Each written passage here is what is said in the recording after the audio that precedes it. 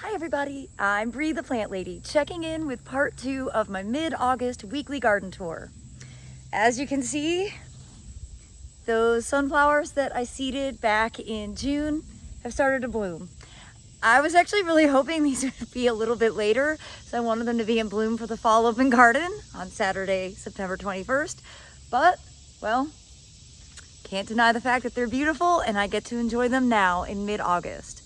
So without further ado, let me turn this camera around and show you everything that is in bloom here in my Fuquay-Varina gardens.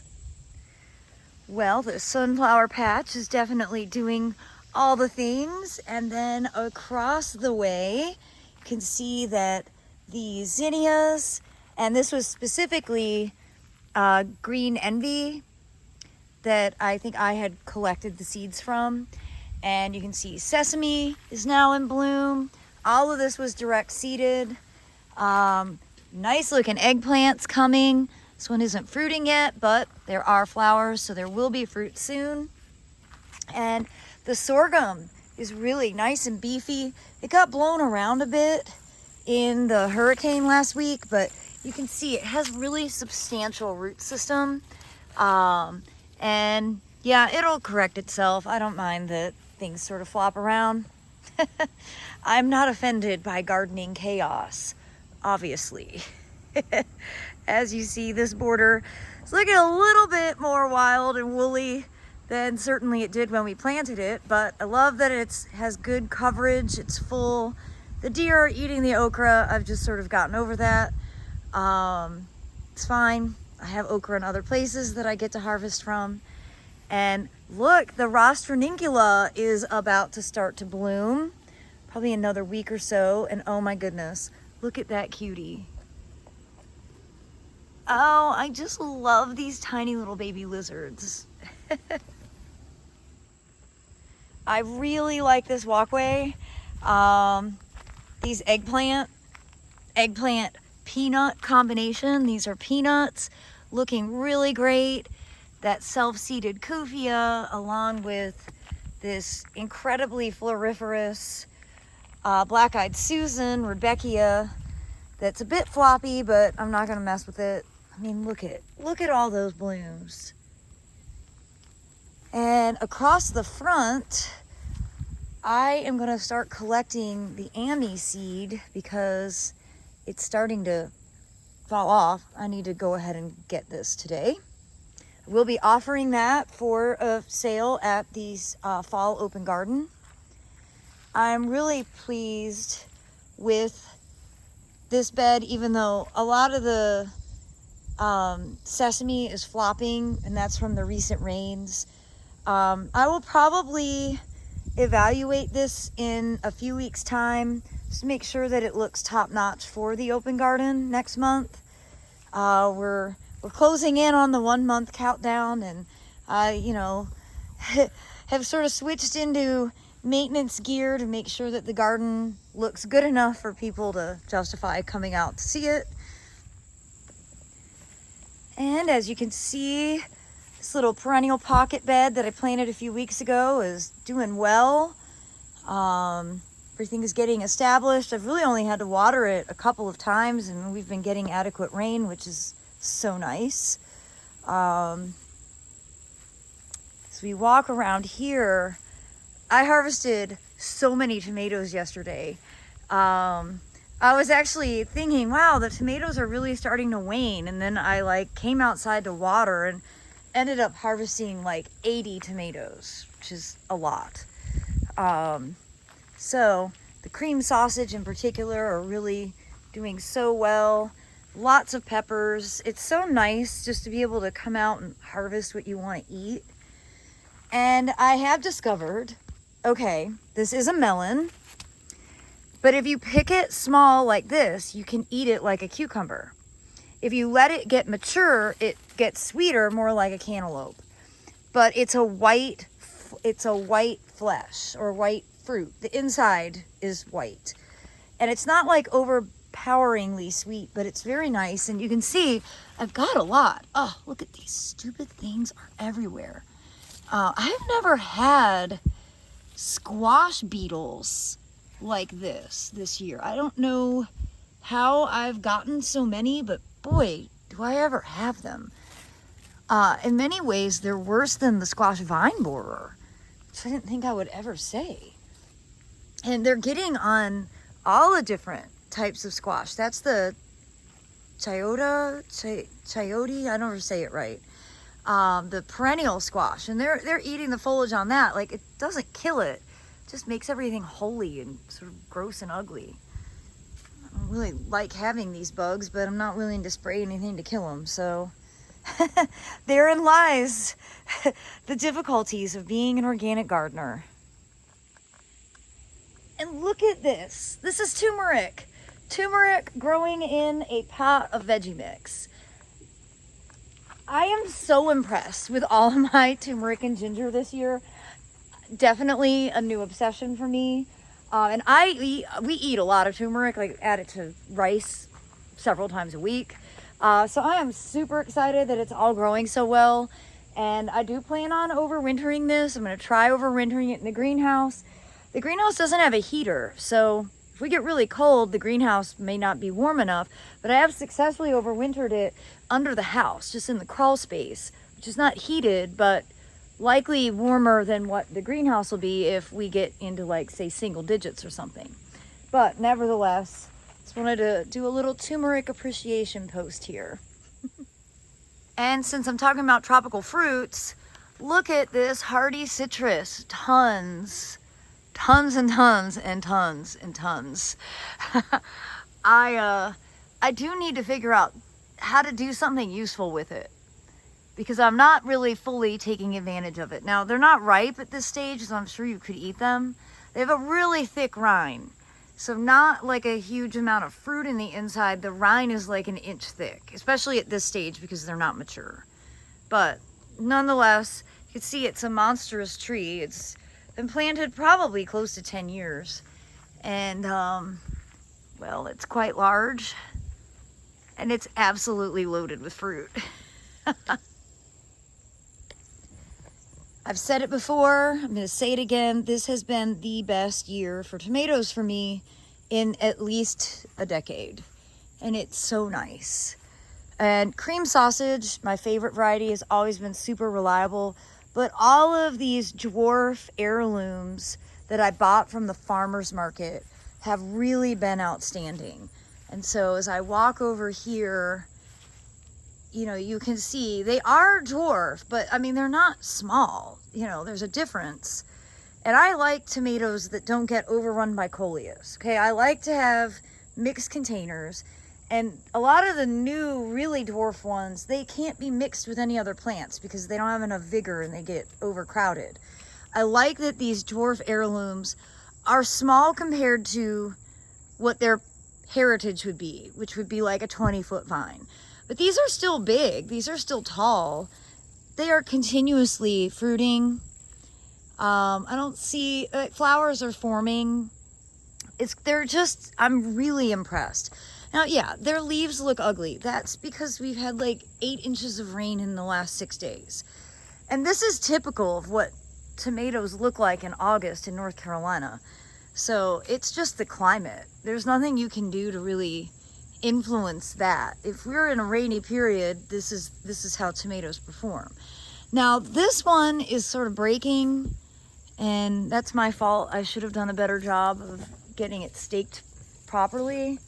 But that's why I actually have these here at the clothesline, so that I could get the vines to grow up and have the line as support. Lots more tomatoes to harvest. Well, as usual, I am loving this big border of bananas, and this year having the sorghum in front. I really like the look of sorghum. I can't help it.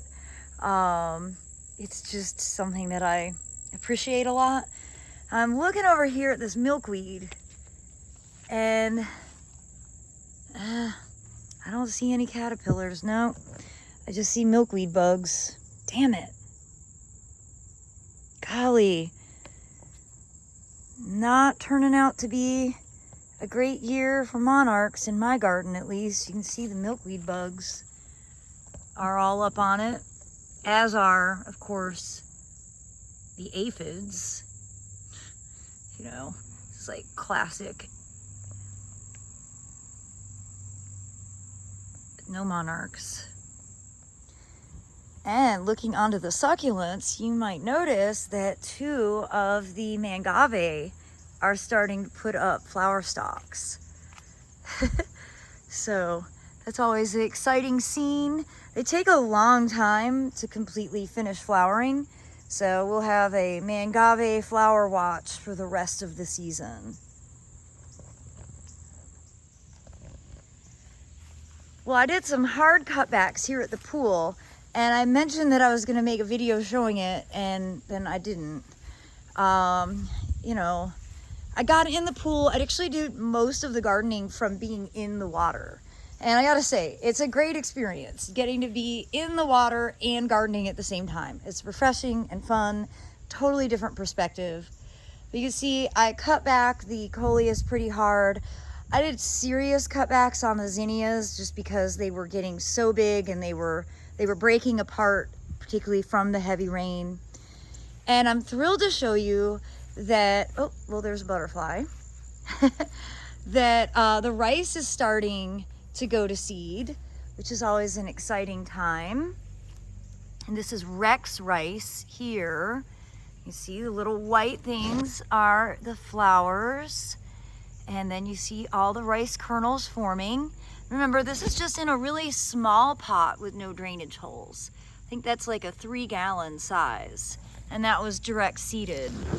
So, cool element to my South African inspired bed. The plumbago is particularly awesome.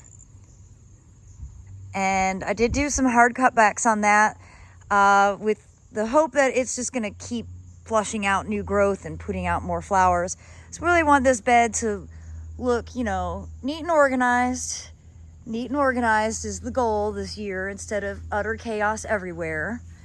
I do need to do some cutbacks here on those zinnias. You see how they're flopping over, and it's just because they're really big and the wind blows them, and there's a fair amount of seed ready to be harvested from that plant.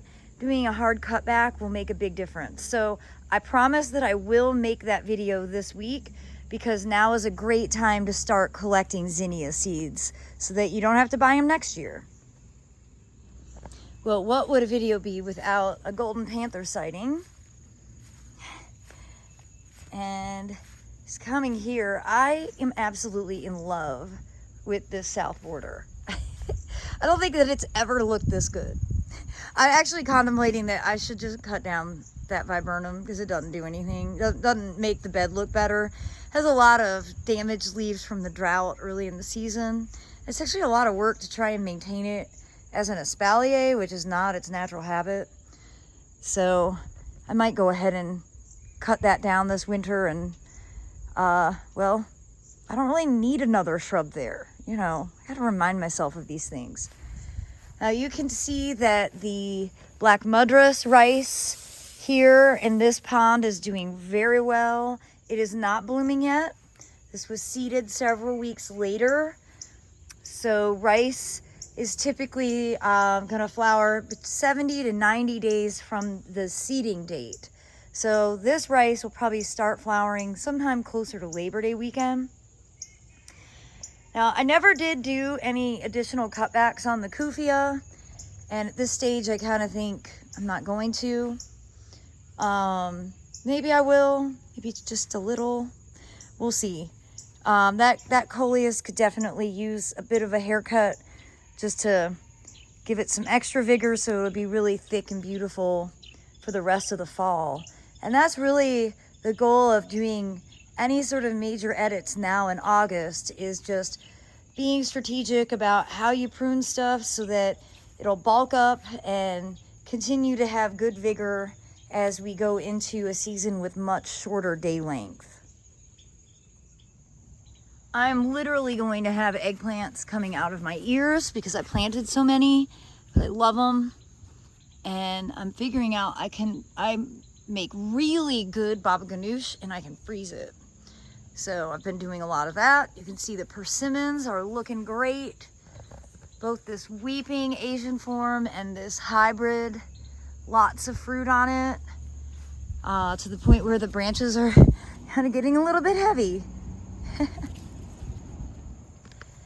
And as we come along here, you can see the sesame plant has really started to become much more stout. Lots and lots of flowers on it.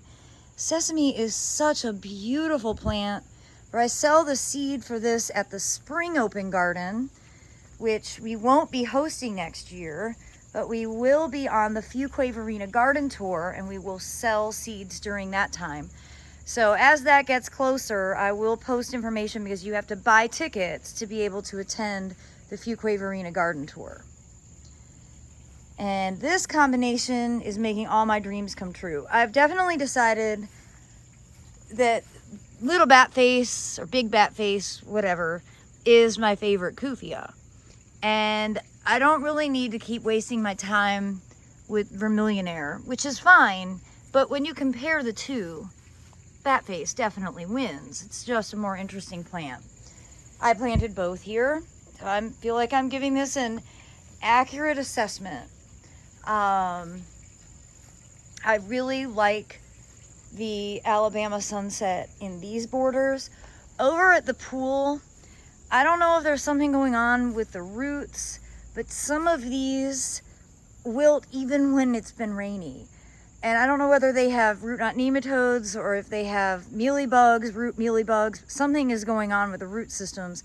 And I don't know that these will actually thrive for the whole duration of the rest of fall. But the ones planted here, not at the pool, look great. So go figure. Sometimes that's just how the garden is. Of course, because of all the rain, everything's a bit floppy. That's okay. We make our way over here to the north side. Not too much to show, but of course this mangave looks amazing. And this self-sown Rudbeckia is doing a good job filling in the gaps. And I'm happy to see that the Hedychium are getting ready to start blooming here. Hedychium or ginger lilies are one of my all-time favorite plants to usher in a new season. They smell so wonderful. And I'm really thrilled to see that the blood lilies, which haven't bloomed for a while, are actually still alive. They are putting out vegetative growth. So that's a good sign. This is Scadoxis. It's a really, really cool flower that looks like a red firework. And hasn't bloomed for a few years. You can see I've got them all scattered throughout. So glad to see those are still alive. It's a nice surprise. I almost forgot the most exciting thing. The buckwheat is starting to germinate that we planted last week. So I have some hope that the wave will in fact look awesome for the fall open garden. Well, everybody, I hope that this mid-August weekly garden tour will serve as inspiration for you.